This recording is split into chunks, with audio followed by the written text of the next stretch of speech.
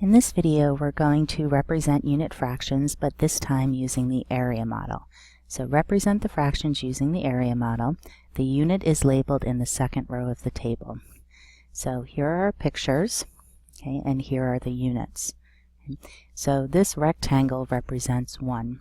So if I want to represent 1/5, I want to shade 1/5 of this rectangle. So remember, 5 pieces, 4 cuts, okay. And let's see how I do. 1, 2, 3, 4. Okay. Not totally thrilled with these. I think these ones are a little smaller, but I did a pretty good job.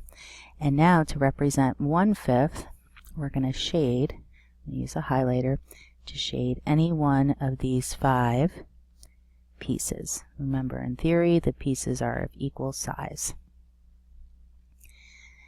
Let's look at the next one. We want 1/6 of this figure here. And notice, even though there's 2 of them, 2 is representing 1.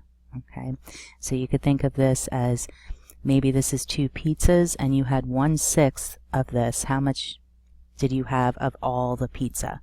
Okay, so not referring to one of the pizzas, but 2 of the pizzas is the whole.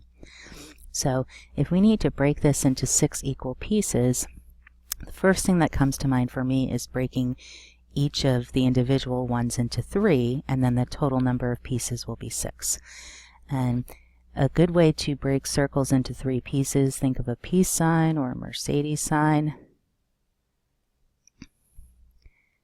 Draw a line to the center, and then draw those. Okay, and they're all approximately equal.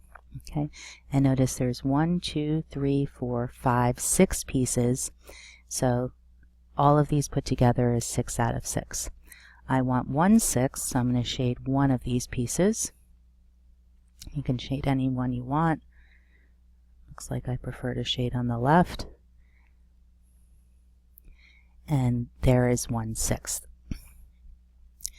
Finally, we have this star. We want 1/4 of the star, and the star is a unit. So I need to break this into 4 equal pieces. So there's a few ways we can do this. What comes to mind for me, and you can do this any way you want as long as the pieces are equally sized, is I see that there's a symmetry here. So if I draw a line here, oh, could have done that better. I want to do that better.